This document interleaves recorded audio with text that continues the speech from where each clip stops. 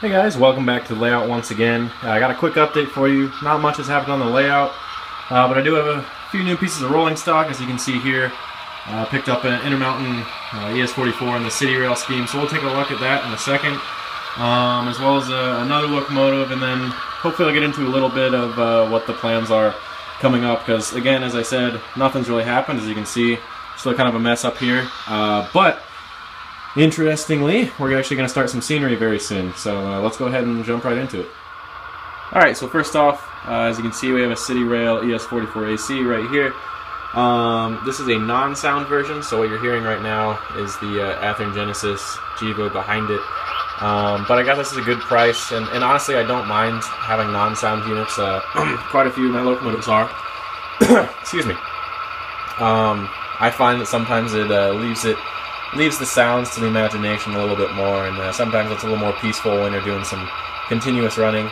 But eventually I probably will add a sound decoder, probably the Lock Sound Full Throttle, because I really like that new sound file. It sounds awesome. So we'll see, but as you can see, detail's awesome. You got the MU hoses and cables and Train Airline hoses as well, all with the silver tipping and brackets and all that. And lighted number boards, of course, and with ditch lights, and very little bleed through of the light, if any at all. And it's been lightly weathered a little bit too by its previous owner, so it looks great, runs great. I've just been running it around the layout a little bit to stretch its legs, but I haven't really been here enough to run trains a lot, and that's part of the reason why you don't see a lot of progress at all, and we'll get into that in a second. But as you probably noticed as well, we have a Burlington Northern SD40-2 right here. This is one of Cato's early releases, so it doesn't have any of the details on the front like the MU hoses or cables. Also lacks ditch lights, but I will get around to that. It has yet to receive a DCC decoder, another thing that I need to add.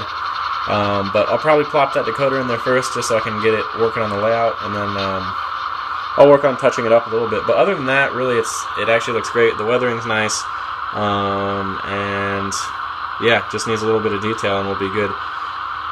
And yeah, that's kind of that. Locomotive fleet's looking well in my opinion. Still got a lot of things to work on. I decided to keep this ES44DC, just, I don't know, because I like it. It looks good, and especially look good running next to this guy. This AC4400, which I've had for a while, I'm actually going to work on kind of getting that back in running condition. For a while it had a decoder and I installed some details, but back a couple years there was a shipping incident and it got kind of beat up. So I'm going to work on that again, touch up some of the weathering. It looks a little ragged right now, but actually it's a decent runner, and once I add some detail, it'll be nice to have, even though this unit is not in Heritage 3 paint, but I'm just going to assume maybe someday it will be. And then also this SE70 ACE, which has been out of service for quite a while due to electrical problems. I think I'm going to take your guys' advice on just putting in the Keep Alive, not decoder, Keep Alive, the capacitor bank. I'll just install one of those and solder it up with the Tsunami board. It kind of bypasses the underlying problem, which is some electrical connections. So I'm also going to work on, resoldering some wire connections on the contact pads in the trucks as well as on the actual decoder. But as far as I can see, everything is in order. I just don't know why, but it doesn't want to run well. But once I add the Keep Alive, hopefully that'll be we'll have this locomotive back up and running. Just need to install some lights as well as a couple of details, and then should be all good. And that'll be nice to have again, because I am kind of lacking EMD power, and I really like this locomotive. So it'll be nice to have back in coal service with this Mac here. And I don't know, with the way current the current power distribution's going, we'll probably see that in some intermodal and especially some mixed manifest freights as well.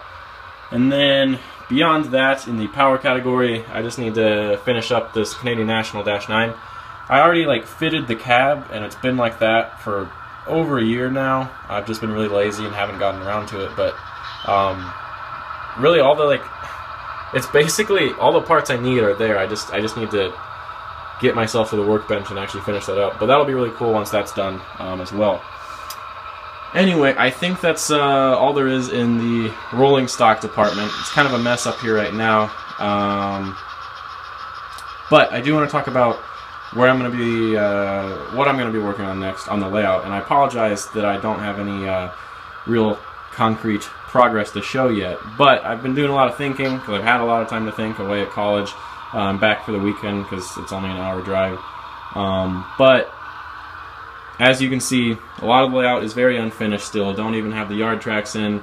Haven't finished the backdrop over here, or the fascia, or any of the industrial tracks, and that is a top priority. All those things are top priorities on my list. But meanwhile, to kind of keep the creative juices flowing and pique interest, not only for me, but for you guys as well, I think we're actually going to start some scenery back up here. So, because it's a double deck layout, I want to do scenery on the upper level first, so that by the time we get to the lower level, we don't have scenery materials goofing that up. Plus, a lot of this up here is really simple stuff. All I need to do, I need to install the siding, of course, and then get the helper pocket in right about here. But beyond that, we can basically put down the base layer of paint, do some sculpting of the scenery contours as well, add the appropriate buildings, and then just work away at the ballast and the grass and all that. And we're going to be using static grass, so it's going to be really crisp looking, clean scenery. And that's a new method I haven't used before, but hopefully everything will look really good. Not hopefully, I know it will. And anyway, yeah, we'll just work our way down through here. This is Crawford, Nebraska, and then while we're working on that, that'll be an interesting project. Meanwhile, we can work on finishing some other stuff, such as the remaining sub-road bed, and then we have a ton of buildings to work on for this industrial section here, as well as a lot of track work. But basically, I like building the layout in chunks rather than completing an entire, entire step.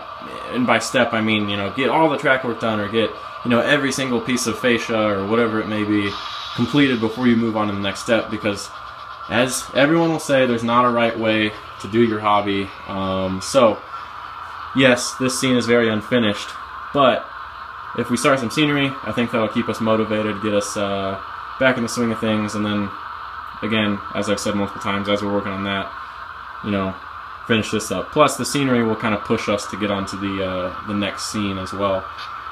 So anyway, I think that's kind of exciting. Don't have the materials yet, but hopefully the next update we will have started something up here in terms of scenery, and if we have, then we will have also put in some more track work as well. So I think that's about it, guys. Things are looking good for the layout.